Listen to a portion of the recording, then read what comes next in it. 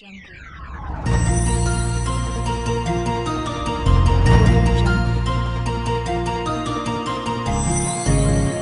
Audio jungle.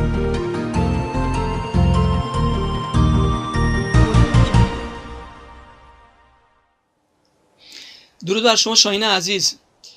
میتونید شما خودتون رو بهتر معرفی کنید؟ درود من همچنین بر شما و دوستان عزیزی که این ویدیو رو خواهند دید. من شاهین ساجدی هستم. 3 ساله که از ایران خارج شدم و به کشور سوئد پناهنده شدم. شاهین جان، چرا ایران رو ترک کردید شما؟ علت خاصی داشته؟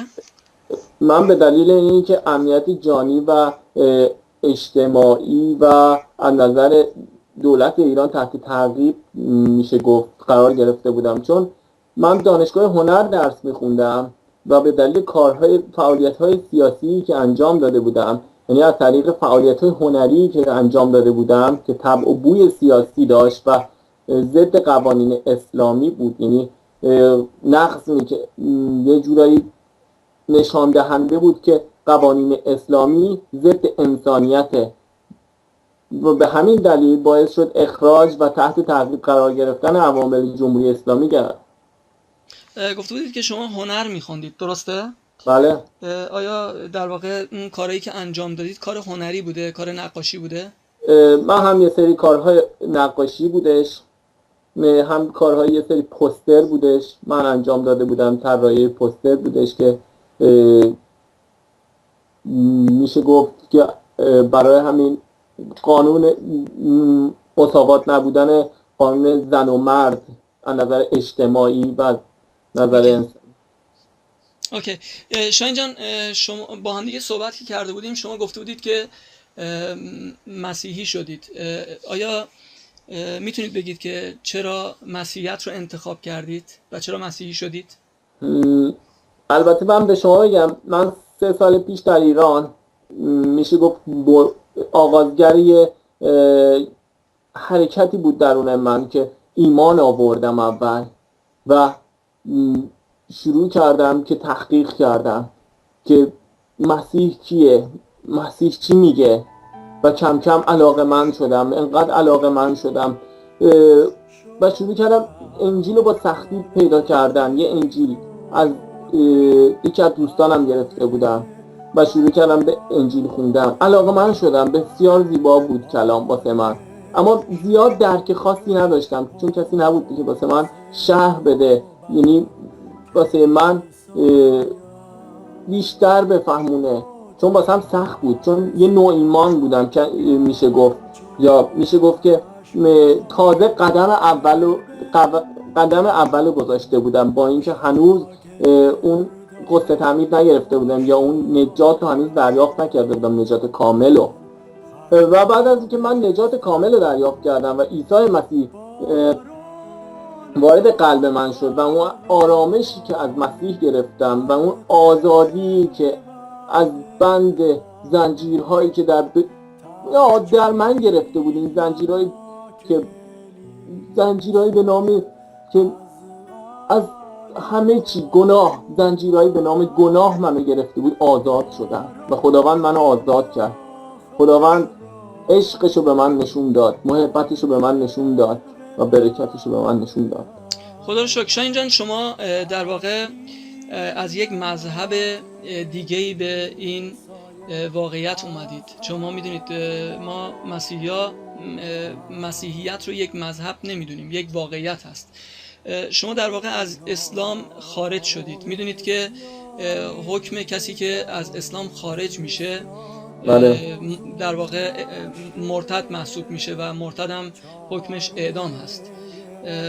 شما آیا ترسی به قول معروف شما رو نمیگیره برای این قضیه اگه شما رو گیر بیارن یا مسئله برای شما به وجود بیاد، یا اینکه برگردید ایران به قول معروف اتفاقی برای شما بیفته؟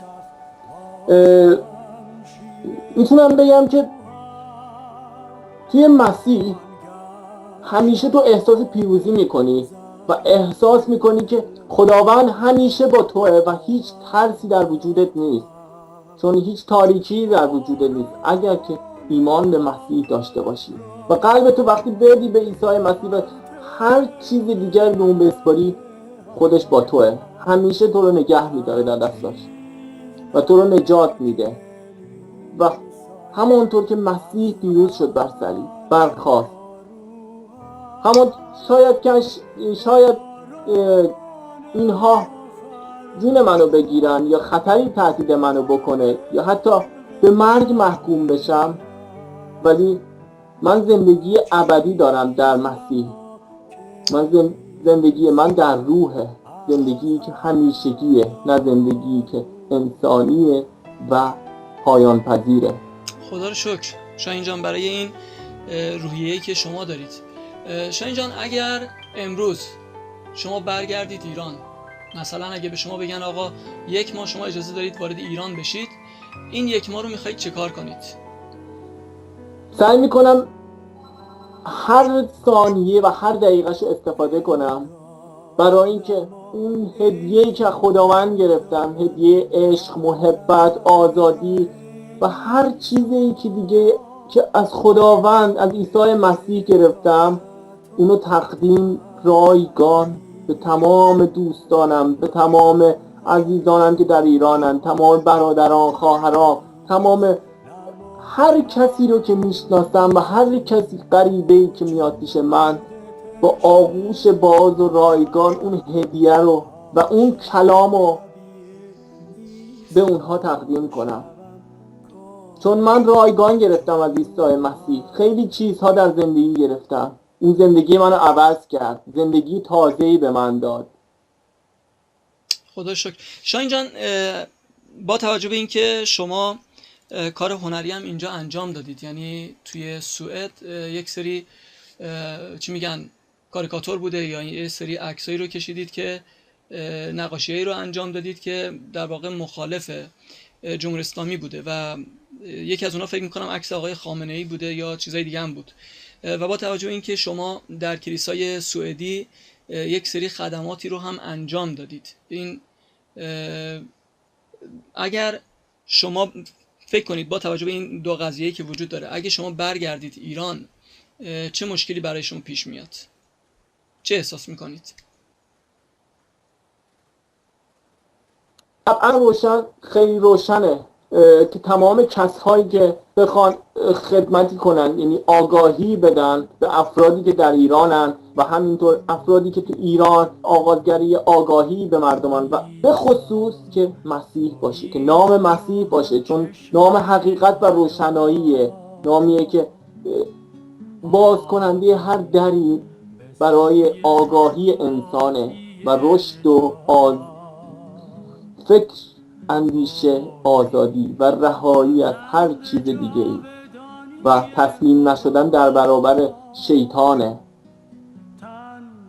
من شروع کردم به این فکر که چطور میتونم انجام یک کاری باشه، یه خدمتی کرده باشم، یه وظیفه‌ای دارم و هر انسانی یه وظیفه‌ای داره، به خصوص که وقتی که ما پیرو ایمان به مسیح میاریم و هر کدوم ما هدیه‌های از خداوند میگیریم و باید از این هدیه‌ها استفاده کنیم. من این هدیه‌ای که گرفتم از خداوند هدیه‌ای به نام هنره، هنر زیباه و من باید از طریق هنر خیلی چیزها رو به نمایش بذارم برای انسان‌های دیگه و این ارزشمنده که هر انسانی از هدیه‌هایی که خداوند به اون میده استفاده کنه و بشناسه و استفاده کنه و در خدمت کسای دیگه قرار بده و این بسیار زیباست و امیدوارم که من همچنان بتونم این کارو بکنم و موفق باشم و میدونم که در نام عیسی مسیح همچنان همینطور هم هست و موفق خواهم شد و بتونم خدمت کنم.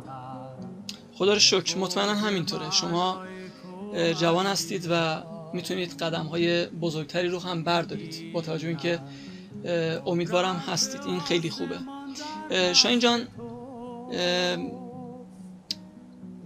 اگه امروز به شما بگن که برگرد ایران، هیچ گونه مشکلی برای شما به وجود نمیاد، ولی در واقع اگه اون چیزهایی رو هم که نداشتید و آرزوشو دارید اونجا به شما میدن، ولی مسیر رو انکار کن،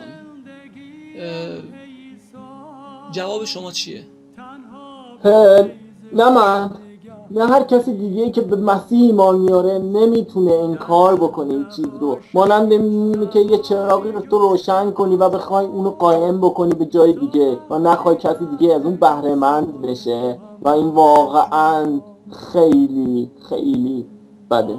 و من برای شما یه آیه‌ای میخونم از عیسی مسیح که و عیسی مسیح به ما چی گفته در متی باب 10 آیه 32: هر که نزد من مرا اقرار کند، من نیز در حضور پدر خود که در آسمان است او را اقرار خواهم کرد. اما هر که مرا نزد مردم انکار کند، من نیز در حضور پدر خود که در آسمان است او را انکار خواهم کرد. و این بسیار زیباست این کلام و چه کسی میتونه قایم بکنه این نور حقیقت رو و باید همیشه بازگو کننده کلام زیبای عیسی مسیح باشید برای دیگران. خدا رو شکر. برای آخرین حالا سوال یا هر چیزی میشه اسمشو گذاشت، شاهین جان از مابقی ایمانداران شما چه انتظاری رو دارید؟ در خیلی کوتاه. دعا برای صلح جهانی، دعا برای پایان تمام خشونت هایی که شیطان حاکم شده و فرمان میده و دعا کنیم که عیسی مسیح قلب افراد دیگه رو لمس کنه و به اونها آرامش ببخشه که شروع کننده یه صلحی بشه.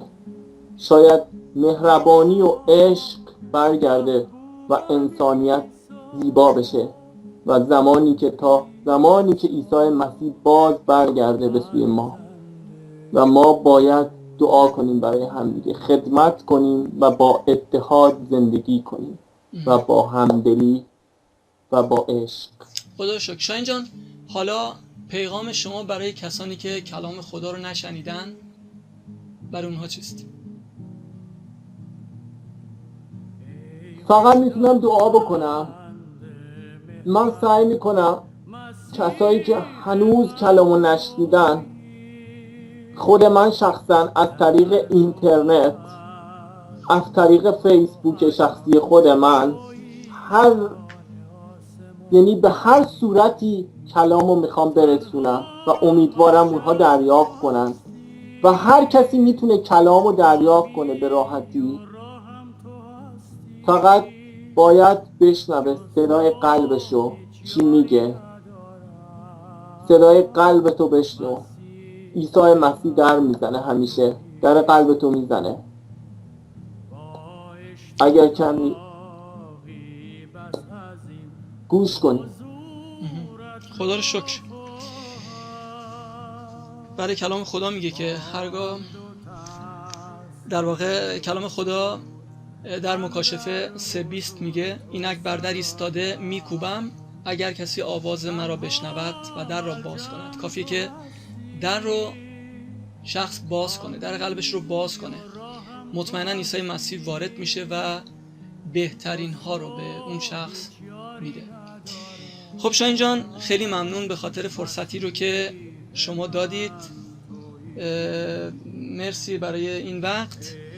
مطمئنا با هم دیگه بیشتر صحبت خواهیم کرد، ولی اجازه بدید امروز اینجا رو در اینجا در واقع این صحبت رو کوتاه کنیم و در روز دیگه و یک بار دیگه با هم دیگه بهتر صحبت کنیم یا بیشتر صحبت کنیم. پس من شما رو به خداوند میسپارم. فیض عیسی مسیح با شما باشه. مراقب خودتون باشید و همچنان اون شور و علاقه‌ای که در شما هست سعی کنید باشه. شما جوان خیلی خوبی هستید، خیلی با قوت، خیلی شیرین صحبت میکنید و آره، فیض عیسی مسیح با شما باشه. حتما همینطوره، همچنین برای شما و دیگران. خدا نگهدار شما.